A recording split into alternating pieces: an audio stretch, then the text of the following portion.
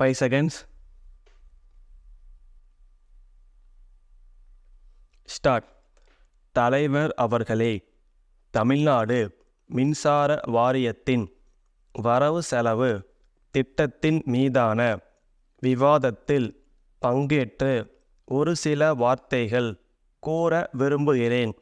முதலாவதாக, மின் கட்டணத்தை வசூலிப்பதில் இப்போது உள்ள ஏற்பாடுகளில் உள்ள குறைபாடுகள் என்ன என்பது எல்லோருக்கும் நன்றாக தெரியும் என்று நினைக்கிறேன். மின் கட்டண அலுவலகங்களுக்கு சென்று பொதுமக்கள் மின் கட்டணத்தை செலுத்துவதில் அவர்களுக்கு ஏற்படுகிற தொல்லைகள் எல்லாம் மின் வாரியத்திற்கு நன்றாக தெரியும். குறிப்பிட்ட சில நாட்களில் அலுவலகங்களில் ஏராளமான கூட்டம் கூடி தேங்கி நிற்கிற காட்சியை நாம் பார்க்கிறோம்.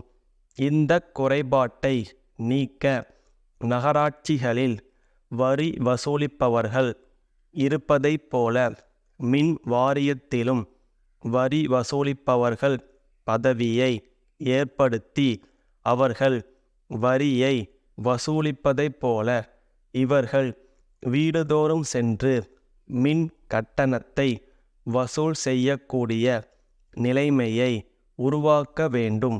அப்படி செய்தால் பொது மக்களுக்கு தொல்லைகள் குறைவதோடு பல பேருக்கு வேலை வாய்ப்பையும் உண்டாக்கும் என்று தெரிவித்து கொள்ளுகிறேன். ஆகவே இது குறித்து அரசு விரைவாக பரிசீலனை செய்ய வேண்டும். அடுத்து, கல்வித்துறையில் நான் இருப்பதால் அது குறித்த ஒரு கோரிக்கையை விடுக்க விரும்புகிறேன். கல்வித்துறையில் முறைசாரா கல்வித்திட்டம் என்று நடைபெறுகிறது என்பது நமக்கு தெரியும்.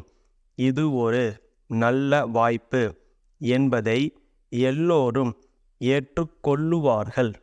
பள்ளிக்கு சென்று படிக்க வாய்ப்பு இல்லாத இளைஞர்களும் முதியவர்களும் இரவு பள்ளிக்கு சென்று படிக்கக்கூடிய ஏற்பாடுகளை முறைசாரா கல்வி திட்டத்தின் மூலம் அரசு செய்திருக்கிறது.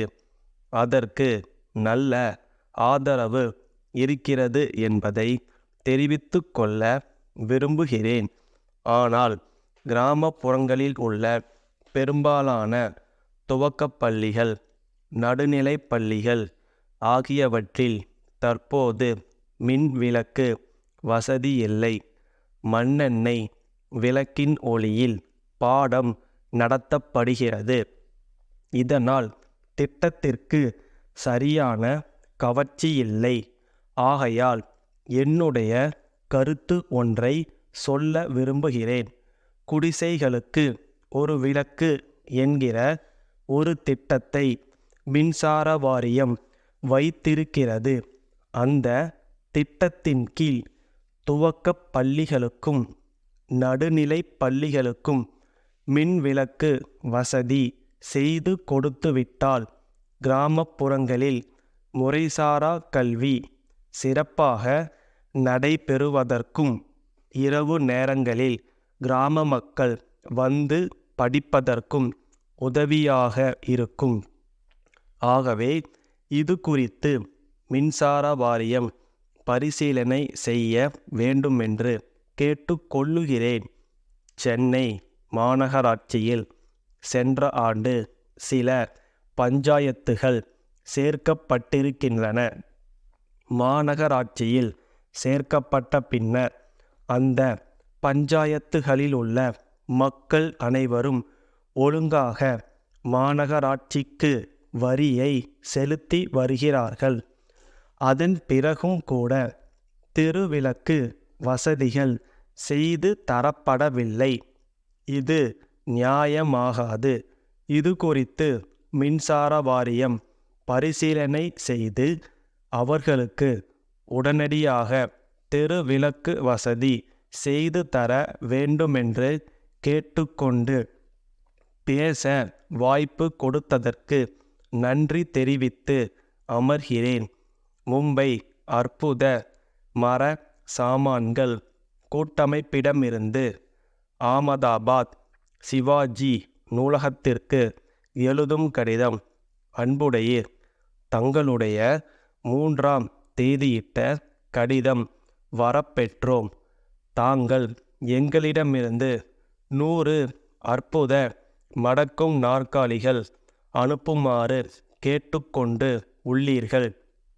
தங்களது கேட்பானையை ஏற்றுக்கொள்ள எவ்வளவோ விரும்பினாலும் இப்பொழுது அதை ஏற்க இயலாத நிலையில் இருப்பதற்கு வருந்துகிறோம்.